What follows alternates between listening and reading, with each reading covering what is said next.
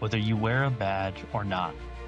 If you care about courage, clarity, discipline, and the price of decisions in the moment that define lives, you've come to the right place.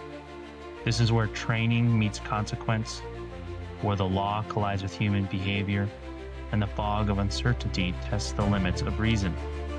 These are the stories of pressure, of purpose, and what it means to hold the line when the world loses balance. I'm Don, a police officer, instructor, and founder of Forecast Securities Group, and I'll be your guide through the storm. Welcome to the Conditions Report. Hey guys, welcome back. I'm Don with the Conditions Report, and I have a special guest with me here. The name may sound familiar. I've got George Forbush, and if that is ringing a bell to you, it's because it's from a pretty important case that we will get into later in the show. Thank you for joining me. So why don't we start with a little introduction, a little bit about your career in law enforcement and how you got to where you are now. Yeah, thanks for having me. So I live here in Reno, Nevada, and I started my career with the Humboldt County Sheriffs Office out in Winnemucca. And then I went to Sparks PD, which, if you're not familiar with Nevada, Winnemucca is 2.5 hours away from Reno. And then I was a police officer for 20 years, did 27 years of service altogether. Back in 2020, I had my little first administrative beef with admin over social media. So for those who don't know, you were the plaintiff in a lawsuit against your employer that involved your First Amendment speech. That obviously went in your favor, but I'm imagining that was a pretty rough road during the process. Yeah, I learned very quickly that the department wasn't there to exonerate me. I was hoping they would, because I always looked at IAs as being something that would exonerate you just as much as sustain you for something you did wrong. And I was hoping that they would look at my social media, look at the context of what I said and why I said it. And in the real world, it would have ended in a exoneration, but that's not what they did. They sustained me for making statements that they felt violated the administrative policies of the Sparks Police Department or the city. And, obviously the content of the speech at the time that you said it was around 2020, correct? Yes, it was August of 2020. Right. So everybody remembers that time, right? That's the height of the COVID and the protests and all the stuff that was happening here in the United States. And so if you want to get into some of the comments you made, to me, I remember them not being that insane that they would warrant a internal affairs investigation. But yeah, I don't remember exactly what you said, but if you want to get into what was actually said. Yeah, I can do that. So there was about 770 tweets or replies that they looked at. I did a interview in IA for about 4 to 5 hours, and I explained just about every single one of those tweets. There was probably one that I couldn't remember, but otherwise I remember all of them.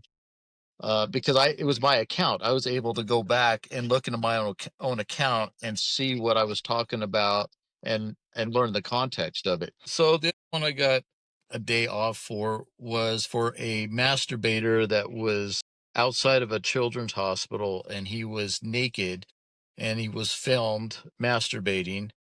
And I replied something to the effect of, put him on a red dot. And the department came back and said I was basically supporting a public execution, using excessive force on somebody that should have been just arrested. Little do they know, and they had forgotten that I've actually handled calls for service where I've gone to those calls and I never shot anybody. I took people to jail, or I handled those appropriately because I was in uniform. So it's another hypothetical. And then the third one was of some flag burners who I made a joke about throwing gas in their direction because they were having problems lighting the flag on fire. And that was just me trying to be funny. But they said I could have gone to a riot situation and carried that out, which was complete nonsense because I'm not going to be in uniform carrying a gas can of gas with me. So I don't know where it was all, again, another hypothetical. But the biggest one that made the news stories was my tweet where there were some Black Lives Matter people who were pulling people out of cars and they were beating the crap out of them during a riot situation. And I made the comment that people had the right to defend themselves and use some AR-15 for those type of large groups to defend themselves. And I wrote in there that I was going to build some AR-15 pistols for the purpose of shooting any violent Black Lives Matter protesters, violent Antifa protesters, or active shooters. But out of those 770, they pulled 12, which they said violated policy. And then out of those 12, it was 4 tweets, which they ultimately gave me 4 days off for, 1 day for every tweet. One of the tweets or replies was actually me criticizing a police officer that was planting drugs on people that he was stopping. And this guy was actually on his body camera filming himself plant the drugs. Twitter, there was a story on it. And I just went on there and made a reply. And it was something similar to, this isn't verbatim, and it's been a couple years since I don't go back and look at this stuff, but it was something to the effect of, wouldn't it be ironic if somebody planted drugs up his ass and it was found during an intake, and that would be that, I can't remember the rest of it, ironic or something along those, the tip of the iceberg on the punishment scale, something like that. I was just kind of being a smart ass about it. So it's safe to say you're essentially criticizing misconduct, essentially. Exactly. I was criticizing misconduct. They said, when I said, how are you going to punish me for that? Because I was, like you said, criticizing misconduct. And they said that I was promoting sexual assault. And that blew my mind. Right. Kind of what we talked about earlier, where the speech is, it maybe rubs some people the wrong way, but it's not illegal. You're not advocating for violence. It's not a clear, overt threat of violence. More of a general statement about the right to self-defense, the right that we should have some sort of law and order in this country. And, even if you are pushing the boundary, many courts have often said too that you can push the boundary with speech so long as it doesn't traverse a particular boundary of making, overt threats or an incitement to violence. I find it just kind of crazy that tame of speech would result in the level of discipline where the admin leave, even though that is not technically discipline, most people think that is. The paid admin leave is actually not part of the discipline, but it is part of the process, which in most departments, it seems like the process is actually the bulk of the punishment. The process is dragging you through the mud, trying to damage your reputation, trying to make it unbearable for you to continue in your career, and to see exactly how much they can do before you do something back, before you push back in any kind of legal way, or if you just pack up and leave. What are your thoughts on that? Well, I can tell you what I did. Once I realized that they were going to put me on admin leave and they were going to cost me money, where I was losing holiday pay and overtime, I did file a grievance against them to show that they had cost me money, even though they put me on admin leave. Because when you're on admin leave, that's no different than being on sick leave. You're on a base wage at that point. And they came after me, so I was going to go after them and make the point that you can't just throw people on admin leave. This was a case where I should not have been on admin leave. I can understand there's more serious cases where people go on admin leave. You can have a night where you still allow someone to come to work, and that's what they should have done on this. And so I also did file a grievance, not for the First Amendment stuff, but for the wages that I lost. And I was able to show how they cost me about $14,000 in wages. Yeah, it's something that most people do not think about, is that when you get walked out of the building, even though you're getting paid, you're actually getting paid in most police departments that have incentive pays and specialty pays and all this other stuff. You're actually getting paid significantly less money. You're losing money when you're sitting there. You can't work overtime. And, you know, what people don't realize is that a lot of times maybe you have a budget and losing a couple $100 a month or $1,000 a month or whatever the difference is adds up over a period of time. And that, even though they say that that's not a punishment, if they're taking money out of your pocket, that's a punishment. That is a punishment. And I think admin leave, when I started my career, I was always under the impression that admin leave was for people who were basically like a criminal threat, or they were like for sure going to get fired because whatever they did was like so egregious that the public couldn't trust them. That was my interpretation of administrative leave. I agree. Yeah, I've since come to realize that administrative leave is just a tool that a lot of these police departments use to punish people without punishing them. But they're saying, well, we got to investigate, but you can investigate people who are still coming to work. But yeah, you got to look at the severity, and that's what I was looking at. The severity should dictate whether who goes on admin leave versus staying on the clock or being able to come to work and just have an internal investigation. And I just felt that this was very egregious. They took something away from me. It took me off from overtime and working special events. And I saw a reduction in pay. And it's funny because when I went and filed my IRS taxes, without even saying anything to my accountant, she said, "You made less money this year." And that was why. Yeah, well, a lot of people don't realize how big of an impact it is. I mean, I also did a pretty extensive stint on admin leave in my career. And when I was on admin leave, that was the year I actually made the least money in a decade. It was a massive, massive pay cut for me that year. So it was pretty intense because it's no overtime, it's no specialty pay, no incentive pay, and no special events. You can say what you want, that that's not a punishment, but any person who has math skills would be able to add up that money and say, well, 10 to 15, $20,000, $30,000, that's a punishment. That's a monetary impact. You've deprived that person of money that they would have been entitled to had they continued to work. I think that is one of those things where I think there needs to be some stronger.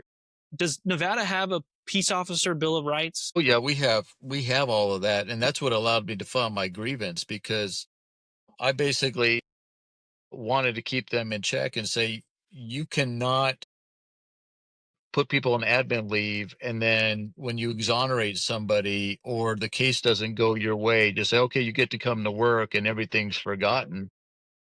You need to make someone whole, especially if they're innocent. So I would seriously, if anybody gets in trouble out there and you get exonerated and you've been on admin leave for 5, 6 months and you can show how much money you lost, them coming in saying, oh, everything's good, we're all fine. No, we're not. You owe me money. So that way they are held to the standard that they just can't throw people on admin leave. And maybe they will be a little bit more cautious on who they send home versus just doing a normal internal affairs investigation. And if anything, they will speed the process up instead of dragging their feet. Yeah, and I think I would actually, in a perfect world, would go a step further. I think in California, our police officer bill of rights should be amended. It hasn't been touched really or amended in almost 30 or 40 years. I think they should go a step further, and I think that there needs to be a specific set of facts to be able to walk somebody out of the building. There needs to be a criminal element, there needs to be a credible threat of violence, some other thing that you can clearly point to be able to immediately rip somebody's ability to earn money. And because as much as they want to say that it doesn't damage your reputation, right? When you get perp walked out of the building and they take your gun away and they walk you out of the building, then you can't come back. That damages your reputation. I don't care who says it doesn't. It does damage your reputation, and there is an impact to that. So I think there should be some stronger, procedural rules in place for what actually qualifies is being able to put somebody on administrative leave. As Americans, right, we have expressive freedoms even as public sector employees, right? We still retain our civil rights to be able to exercise things like the First Amendment right to speech. And so it's kind of insane to me. I have to imagine that when this finding came back as sustained and they say, oh, we're going to give you a couple of days off, that had to shock you. You had to feel betrayed, I guess. I did, but I knew that there was a political ramification behind it. One thing that was not advertised in the media at all was that there was a political race that was going on during that time frame. There was a very leftist candidate that was running for city council. She was honestly spearheading this, went to city council and was calling for my resignation. And I think that the city at the time thought that she was going to win. So they felt they had to do something to be credible with her. I think that's where a lot of this came from, to be honest with you. So I was told that had this happened a couple years prior, this wouldn't have been a big deal. But because of the time frame we were living in, where it was the cancel culture, we're gonna go after the cops, they had the momentum behind them to try to do something. So when did you first realize during this process, whether it's you got your notice that you were being investigated or whatever it was, when did you first realize that maybe this wasn't an impartial fact-based investigation and that there was a motive? I first suspected that like the latter part of the first week, where when the IA lieutenant told me that he went into my work office to check out my work computer and he was calling to let me know that they were doing that. And I didn't have a problem with that because I knew I'd never used my work computer to access Twitter. And so I was talking to him and he was asking me about whether or not if I would give access to my Twitter account voluntarily. And I was at that point going to do it. But he said something that caught my attention in the conversation where he said, "Okay, if you do it, that'd be great, because if you didn't, we would have to go get a search warrant." And when he said search warrant, I thought, whoa, that's criminal. And I kind of dismissed it as maybe he just made a mistake. But he'd made the same comment literally the very next day. And that's when I knew they weren't there to exonerate me. They were there to hang me. And what they did not know was is I had an attorney within a couple of days or so following that. That had to be kind of a daunting task initially, right? To go try to find an attorney to try to go after your own employer. That had to be somewhat of an intimidating process. That part was actually pretty easy because I had contacts with other employees that I work with or coworkers. And so my first attorney was pretty well known and available to me. And he literally called me back. I left him a message, told him who I was, what was going on. And he literally called me back within an hour. And he was pretty much on my side right away. Nice. So, what was the next step? I mean, you get your punishment. Did you decide the day that you got your punishment, or did you not even get the punishment yet before you decided to go on the offensive?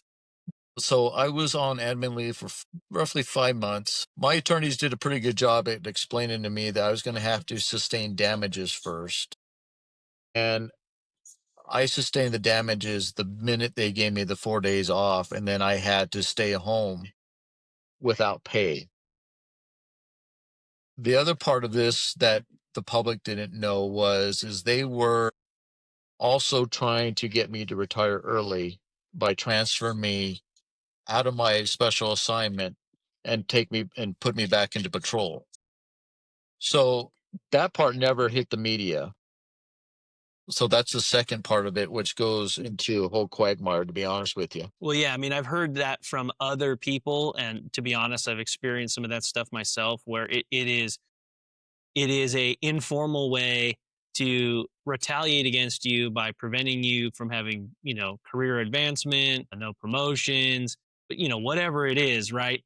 They put up these roadblocks to try to stop people from progressing, and it's honestly kind of insane to do that to somebody's career, not because they're incompetent or because they've shown that they can't do the job, but because they said something you don't like. I mean, to me, that just seems so insane, but you're not the first person that I've heard that from, unfortunately. Well, once I went through my discipline, my attorney, before that actually happened, was warning them, giving them a chance not to impose the discipline, because he was telling them that if they did, they would be violating my First Amendment rights.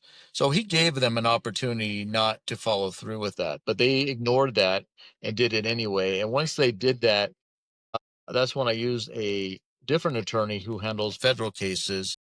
And literally, I had them draft up the papers. I paid the filing fees, and they got served. What happened after that? I mean, was there a change in your work environment, or was there any like, did it get contentious? Like, what happened once they got served with a federal civil rights lawsuit? No, well, and I was so based on the what was going on with them moving me out of patrol.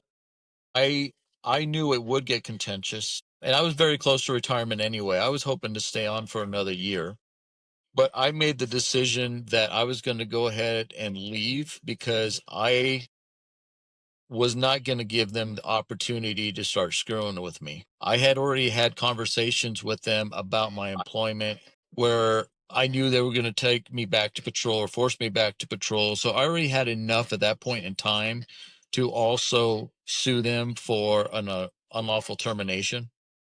So they already knew I was leaving, so there wasn't much that they can do. So I didn't sustain any. I was out from underneath their thumb by the time things really kicked off. To be honest with you, I had left the department by then. So they get the lawsuit. Obviously, they don't initially back down. So you retire, and then what happens?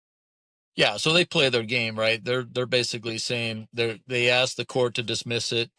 They wanted this to go through arbitration because what they were trying to argue was since we had a contract through the labor union that I have waived my rights and all grievances such as this should have gone through the grievance procedure and should have gone to arbitration. And they know that that would have been more beneficial to them because a federal lawsuit, sky's the limit on, punitive damages and, loss damages that I have. I mean, I sued them for $1 million and I wasn't going to be able to do that in arbitration. But the judge in the federal court ruled that I did not have to go that route. And she upheld the federal case. They appealed the district court judge and it went to the Ninth Circuit. And the Ninth Circuit, in a 3-0 decision in my favor, said I had a claim, and they kicked it back to them, saying that this had to go to trial. And that was at that point. As soon as they got that news, they probably realized, like, oh, this is probably not going to go the way we thought it was going to go. Well, they still resisted, but what happened is I had depositions, and I pretty much mopped the floor with them at their depositions. And that's when the insurance company for the city called us up and said, we want to settle this because they knew it was going to cost them way more if it continued and had gone to federal court. Yeah. So for those that are listening that don't understand, so I'm assuming that the foundational case in your defense, they probably use Pickering v. Board of Education. Yeah, they used the Pickering, case law, and there were a few others, It basically said that I was off duty talking about things of public concern. One of the things that really helped me was there was no disruption. Nobody went down to the city and rioted. This public didn't put any pressure on the department where the other officers could not function. They tried to say that there was a disruption, and at fact finding and a deposition, we come to find out that their so-called disruption was a total of 3 people who were protesting against me. Yeah, I mean, it's one of those common misconceptions that I see a lot of law enforcement agencies do now today is they try to claim that discomfort or people's opposition to your opinion is the disruption. But that is not what the Pickering standard actually requires. It requires there be a material disruption to the operation of the police department.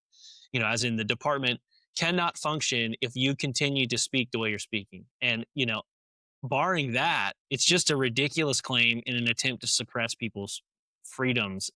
It seems to me to be a weird, power and control thing. And I think you are caught up in a political climate, but it happens at other departments too, where it's just a personal preference. People are opposed to that opinion or they're opposed to that viewpoint. And then I think that's one of the things that we have to kind of raise the alarm as both police officers, but as regular Americans too, that's not acceptable to do to any really employee. It shouldn't be anyway. Yeah, and the bottom line is a lot of this stuff comes down to ego. If they put their ego aside, they wouldn't get in so much trouble. But when you challenge it, an administration, they don't want to ever admit they're wrong, and it's not their money. And they also are betting that you are not going to take them to court. Yeah. So, you get this attorney. Does this, I know you touched on it a minute ago, but does this cost you a ton of money up front or in the end? Or how does this financially work out for you besides the settlement? How does this financially work out for you as like having to fund this legal battle? So I had to file the filing fees, which cost me $650. That's all that cost me up front. The first attorney I had, so I had my labor attorney with me the whole entire time, Mark Kilburn. And then my first attorney that was going to do the federal case, he had to actually uh, take off to go to a different state because he had some family problems. But I picked up a second attorney by the name of Caleb Mason out of Los Angeles, very good defense attorney. He is advertising in Police One, and that's how I learned of him, reached out to him, and he came on pretty quickly. And to answer your question, these guys were all going to do it basically conditional of a win. But they believed in my case so much that they were willing to provide their services because they knew there was going to be a win and they were going to be able to collect their attorney's fees. But when you get in one of these situations, what the city or the municipality has to deal with is if you win, they have to pay for all the attorney's fees and the punitive damages and all your other damages that go along with that and all the court fees. What happened for me, to be honest with you, is all my court reporting and all the fees that went onto this, the firm that I hired, they paid for all that stuff up front and they just put it on a balance. And when there was a $23,000 or $4,000 balance, they just took that out of my winnings. So I never had to pay anything up front other than that filing fee. There was a financial advisor that I did pay because I also wanted to show that with them forcing my termination or my constructive termination, I lost money in the PERS system.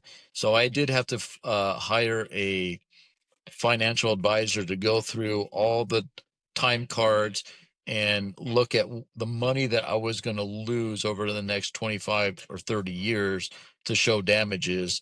And that cost me $5,000. So altogether, it cost me $6,000 up front. And I think the entire case cost me right around $30,000, somewhere in that ballpark. So what did it feel like when you get this settlement agreement and obviously the Ninth Circuit rules in your favor? I mean, did you feel vindicated? Did you feel like your rights were being affirmed again? Oh yeah, I knew I was going to win. It's a game where you have to allow them. You're being hunted by them in a roundabout, for lack of a better term. And you just have to be patient with it. You have to take your licks and you got to let them do what they're going to do. And then once it's over, that's when you go on offense. And I knew once I was going on offense, I was going to win. But honestly, when they were coming after me, I was collecting evidence. The emails, you got to take good notes. You got to remember who you're talking to.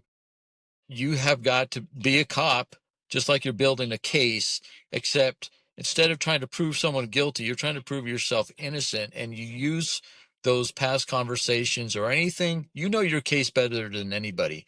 And so you've got to use that to your advantage so that you can win when the time comes to present that evidence to the people that matter who are going to side with you and not them. Yeah, it seems like, that's what it comes down to, especially nowadays, is that you have to kind of be your own best advocate. All of the unions and all the stuff, as much as they, want to do the right thing by you, I think sometimes, it just seems like maybe it's inexperience or maybe they're afraid to challenge the admin themselves also. But ultimately, it seems like you got to champion yourself in these kinds of situations. So after you retire, you walk away, you obviously get a settlement. I don't, if you want to go into that, you can. Then what happens next? What's the next step? Well, to be honest with you, at the end of the day, I had them kind of working for me because I knew they were desperate to settle this. So I had my conditions and I basically came up with my price. And I also told them they were going to clear my record. They still play games with that. They wanted to do a disclosure and try to convince me that I had to sign something saying I wouldn't talk about the case.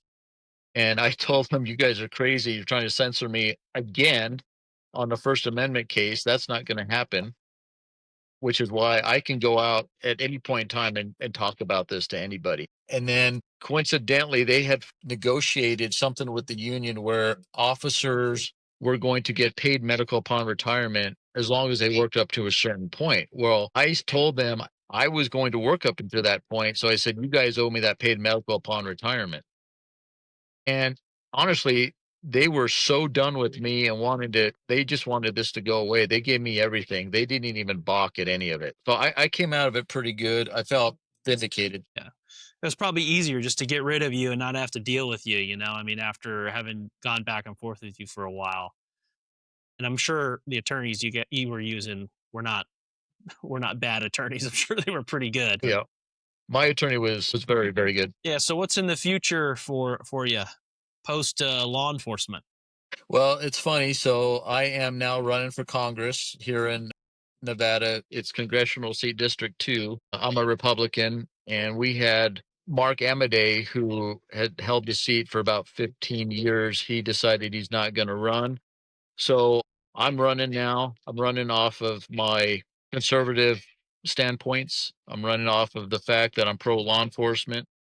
And honest to God truth, everything that happened to me, if you Google me, a lot of Republicans are very pro law enforcement, and they saw this social media thing as a positive character trait, and it has not hurt me one bit. Yeah, I don't think using your it's not I remember following the case and reading about the case, you know, what's publicly disclosed in the court opinions and stuff like that you can find. And some of the comments are in there in news stories or whatever. And I remember reading them just thinking, you know, this is, you know, pretty tame stuff compared to what you could be saying. And it's kind of bizarre to me because you'll have, you know, things like the KKK will have a open forum in public where law enforcement will be paid to protect them. And yet you express, you know, a concern about public safety or public concern or the way that we operate in law enforcement. And that, or, you know, or you make a crude joke, right? Or something like that. And that just seems to, for some reason, set people off, certain people.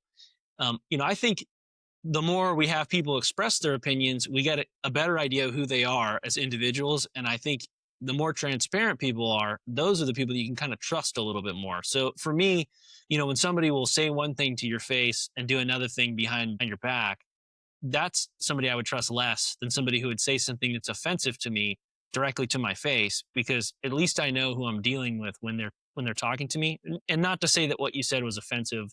I don't think what you said was really that crazy. I think a lot of it was very tame.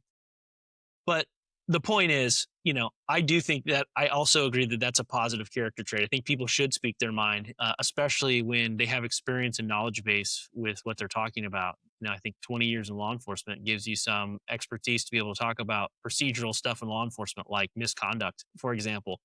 Yeah, the misconduct one was easy. Yeah. So you launch your congressional run, and how's that going so far for you? I am doing pretty well, in my opinion. I have a certain amount of funds. You know how political races are, it's about how much money you have.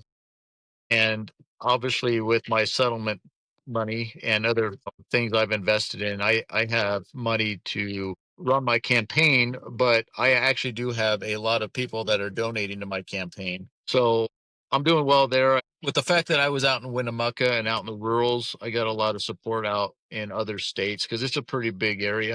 So we're still like 6 weeks before we'll know when the primary, but I'm not at the bottom for a guy that's run for his first time. I think I'm doing pretty good. Okay, cool. Is there a link or a website or something that people can go to if they want to donate to your campaign?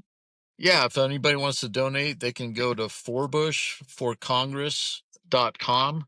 It's FORBUSH and then Congress. So, or you can Google me. You will see my social media, or you will see my campaign.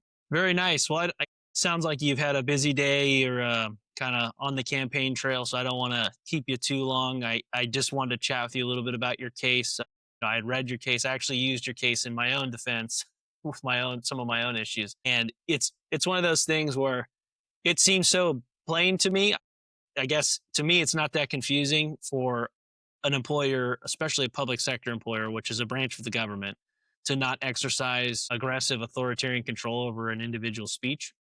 But it seems to be a problem that is repeating itself over and over again. So before we close, is there anything you want to add or anything that you want to say? I just wanted to thank you for joining me for this quick chat, and we'll definitely have to do it again, maybe in a studio or in person, especially if you win. I'd love to hear what you have planned for your congressional district. No, I mean, yeah, we can definitely sit down and talk about it some more. It's an issue that is going to keep affecting other law enforcement officers because you know how cops are. They like to state their opinion about certain things. Cops care about their community, they care about what's going on in their department. And, they have an opinion and they have the experience to talk about these things. So it's never going to go away. But you have administrators that have turned politicians, and if they don't like what you say, they will come after you. So I'm honored to the fact that there are cops out there reaching out to me that are using this case. I'm glad I can help them. I've had other officers. I had one from Chicago reach out to me. It's happening all over the country, and I'll help them out any way I can and explain to them what I went through and give any pointers as much as I can if they ever need to reach out and seek advice. Cool, man. I'm glad you stood up for yourself. I'm glad that Ninth Circuit opinion is at least published so people can reference it. And again, man, thank you for taking the time to talk to me, and best of luck to you on your campaign. Cool. Thank you. I appreciate you having me on. All right. We'll talk to you next time. All right. Thank you.